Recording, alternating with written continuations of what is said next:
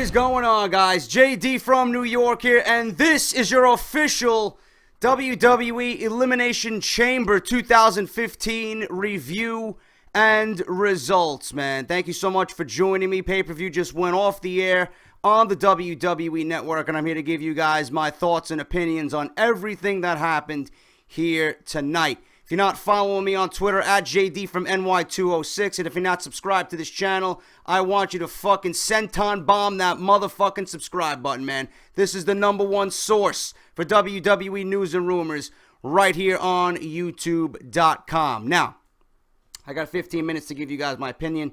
I'm going to give you the most important aspects of tonight's Elimination Chamber. For the fucking love of God, me being inside this chamber, little layout here, was better than both Elimination Chamber matches that we've seen tonight on the WWE Network, man. There was once upon a time where WWE had the Elimination Chamber and made it special. Gone are the days of Goldberg spearing Jericho into the fucking pod, just causing havoc. Gone are the days of Evolution fucking chaining Goldberg and hitting him over the head with a fucking steel pipe. Gone are the days of Shawn Michaels winning the inaugural Elimination Chamber for the World Heavyweight Championship. Gone are the days of John Cena inside the Elimination Chamber, bleeding, going through hell, only to be screwed by Edge cashing in his money in the bank. Gone are those days, man. All this was tonight, and I'm talking about both matches, which were completely dreadful. Completely dreadful. All these matches were nothing but chaos and a clusterfuck with a steel cage surrounding all individuals involved. The Intercontinental Championship match did not need a chamber to get over. The chamber stipulation and the chamber aspect of it was simply there to sell pay-per-views, to get people to watch the network. That's it. In no way, shape, or form did the chamber come into play like it did in days of old, man. Which, of course, just completely waters down the concept and nobody gives a shit. Why would I want to see another Elimination Chamber match, let alone a pay-per-view, if WWE isn't going to utilize the match and the concept to the best of its ability, man? Okay? The Intercontinental Championship Elimination Chamber match was completely awful. Nobody gave a shit. Nobody. I expected Sheamus to win. The wrong man won. Ryback is your new Intercontinental Champion. I don't understand why that decision was made, but apparently WWE sees more stock in Ryback than they do in Sheamus for the Intercontinental Championship. I thought Sheamus was the best wrestler coming back from injury that I've seen in a very long time. He's proved himself over and over and over again. And he's been playing one of the best heel characters on TV. Why not reward him? What has Ryback done that WWE sees that he is worthy of the Intercontinental Championship? I don't know. But regardless of that, there was not one moment in that match that made me say, you know what? This is fucking good. At one point, the crowd was chanting boring during an Elimination Chamber match. At that point, you know you fucked up if you're chanting boring during an Elimination Chamber match, man. Completely fucking awful. Absolute miss for WWE there. The Tag Team Championship, again, nobody cares, man. It was a complete fucking spot fest. And then you had the New Day, which, you know, most of us seen were going to retain the titles anyway. I actually had Cesaro and Kid regaining the belts. But, you know, it's good for the New Day, man. It gets them over. You know, they're tactical. They're sly with the Freebird rule. And it is what it is. I'm not going to complain about that. I'm a big fan of those guys right now. I like that act. It's been going very well on TV, and it is what it is. But for the most part, again, there was nothing in that match that made me say, you know what, this is good. You know, when the two teams started the match off, it was okay.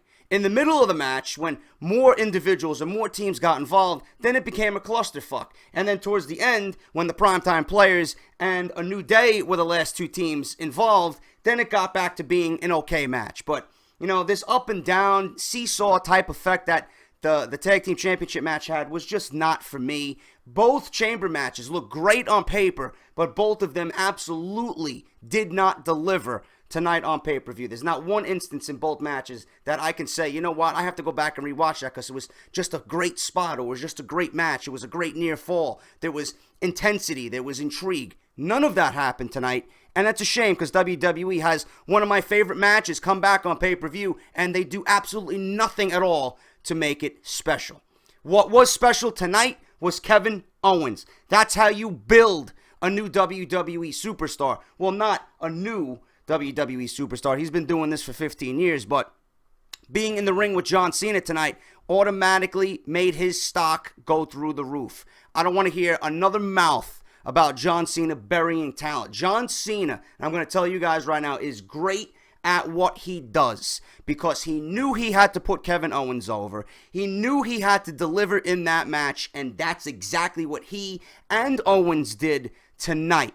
Absolutely, by far and away, the best match of the evening. Kevin Owens pins, like I knew he would, John Cena clean at the Elimination Chamber. It was needed. It needed to be done. Cena laid down, gave Owens the win, and Owens cut one hell of a promo at the end of the match, man. This match had it all. The story that they told in the ring, Cena just not giving up, Owens not giving up and wanting to continue to fight, getting frustrated time and time again that he could not pin the United States champion. So, what did he do? He just kept going and kept battling and near fall after near fall, kicking out of the AA.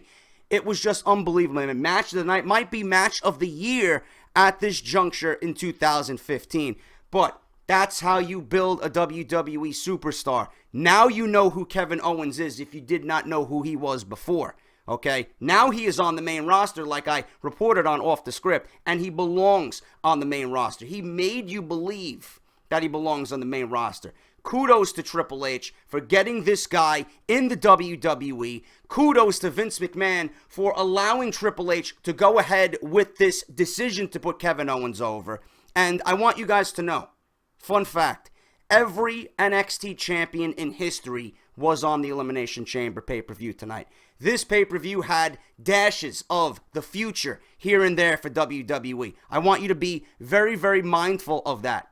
WWE right now, looking towards the future, is looking very promising. And as a fan, after what we've seen from Kevin Owens tonight and what we can expect from Sami Zayn and Neville and Finn Balor and Tyler Breeze, etc., all down at NXT, man, the future is looking absolutely phenomenal for WWE. And it all starts with Kevin Owens tonight. Now, they're booking the rematch for the Money in the Bank pay-per-view. Why? I don't know. Obviously, John Cena is a fighting champion, so they can build off of that. But my gripe with this is Kevin Owens already proved he beat John Cena clean. There's no reason for Kevin Owens to even accept another match with John Cena, except that, you know, he's got this whole gimmick that he will fight anyone, anywhere. Fight Owens, fight. Yes, I know. But I'm afraid WWE is going to backtrack on this and give Kevin Owens a loss to John Cena the second time around. Kevin Owens cannot lose to anybody if you want to build him as the potential future of the WWE, because that's where he is going right now. He looks absolutely unstoppable.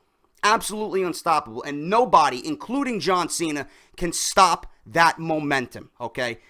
I think booking a second match is going to take this special match that we've seen tonight, the great match that we've seen tonight, and just water it down. There's no reason for a second match, and I don't understand why it's being booked.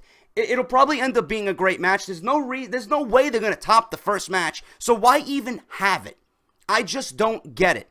But this is WWE, man. When WWE does things wrong, they do it fucking wrong, and everybody shits all over them. When they do things right, like they did with this match tonight with Owens and Cena, you can't touch them. They're fucking great at what they do. So it's either really great or really, really fucking shitty where everyone's just going to completely shit all over it. But I just don't get it. Money in the Bank, 2 matches are booked. We got participants for the ladder match at Money in the Bank and John Cena versus Kevin Owens, again, a rematch. Now, if they want to make it intriguing, why not put the United States Championship on the line, being that Kevin Owens pinned the champion clean? At least he does deserve a championship match at Money in the Bank. I don't know. That might end up happening. We got 3 weeks until that is decided. Now, moving on. The rest of the card really, really didn't do anything for me. Again, another glorified Monday Night Raw, free on the WWE Network. The Divas match, nobody gives a fuck. We had Adrian Neville versus Bo Dallas. WWE kind of, slipped up on this one. If they wanted to give Bo Dallas and Adrian Neville 15 minutes to shine, just like they did in NXT, You know, they could have did that. It could have been, again, match of the night as well between these two guys. But Neville gets the win with the red arrow, sends everyone home happy with the nice high-flying face maneuver. And it is what it is, man. It really didn't do anything for me. It just gets another win under Adrian Neville's belt. It was short, quick, and painless. But Bo Dallas, I don't know where they're going with him. He could be a decent mid-card guy if WWE puts some faith in him. But I don't know. But Neville, we will see again in Money in the Bank live on the WWE Network, all right? And finally, guys, with the WWE Championship match, I really don't understand the logic here with WWE. It was a great match. Rollins and Ambrose always deliver when they are in the ring together. They always deliver in the ring, whatever they're doing, whoever they're wrestling in the ring, wherever it's Monday Night Raw, SmackDown, pay-per-view. These guys are great at what they do. I just couldn't fully invest my time in what they were trying to tell in the ring because, quite frankly, I don't know why they were fighting for the belt. There's no story to it. You can't, as a fan, get invested unless you're just a complete random.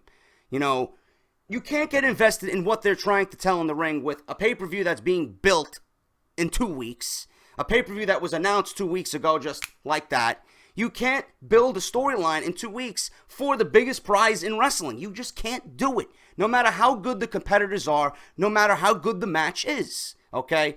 And the match was great up until the ending. I was confused. I didn't know what to say. I even said it on Twitter. I don't know what to say about this ending, okay? Roman Reigns was hinting here and there that he might turn heel. Roman Reigns, I thought, was possibly going to screw Dean Ambrose. You know, there was some intrigue going into that match based on that aspect. But when it came down to it, it was, again, cheesy fucking gimmicks that ruined a great match. Now, I give WWE credit for being kind of creative and pulling a WCW-type swerve with the ending. It was different than what I expect from WWE because I thought Kane and J&J Security were going to really play a factor into the ending. But all of you, I know for a fact, didn't even realize that Seth Rollins pulled the referee purposely to get attacked towards the end of that match. Nobody was thinking of the DQ ending. Then when Dean Ambrose won the belt, everyone was like, holy shit, did WWE just really do this? Then all of a sudden they pull the swerve on you. They pull the rug under all you guys jumping off your couches. Dean Ambrose wins by disqualification. Still your champion, Seth Rollins. I like the ending because it was different than what we usually see with Kane and J&J Security and the Authority. But now Dean Ambrose walks off like CM Punk with the championship with Roman Reigns. This is all going to play into Money in the Bank. We're going to get this, hopefully, building towards more intriguing Shield reunion stuff getting back together towards SummerSlam. And how this is all going to end, man, that's the one aspect of all this that really has my interest. Roman Reigns, Seth Rollins, and Dean Ambrose all interacting together over the WWE Championship. There's got to be some kind of tease there. And I know WWE knows the fans are thinking about, is there a possible reunion in the works? Is this all a work? Are they fucking with the fans? I don't know. That's what we have to look forward to going into Money in the Bank. Should be very interesting. It should be very intriguing. And overall, the Elimination Chamber pay-per-view delivered on two aspects. John Cena and Kevin Owens stock rising through the fucking ceiling. Seth Rollins and Dean Ambrose putting on a good match with a nice swerve at the end. I know you guys didn't like it, but it was different, and just embrace it for what it is. Elimination Chamber really didn't do anything for me as a fan because it was rushed, and WWE really needs to take into consideration, if they're going to do these gimmick matches, they need to utilize the chamber and steel cages and ladders to its full potential, man. I want to see blood, I want to see brutality, I want to see spots used with the chamber itself, man. None of this cheesy bullshit like we seen tonight. It did absolutely nothing for the event, the crowd, and the overall ambiance of the pay-per-view. But thank you guys for watching. I'm out of here. If you enjoyed, hit that thumbs up. Let me know what you think of the chamber down below, and I'll be back with Off the Script on Friday, man. Until then, take care. This is JD, and this is the #1 fucking source for WWE on YouTube.com. I'll talk to you guys.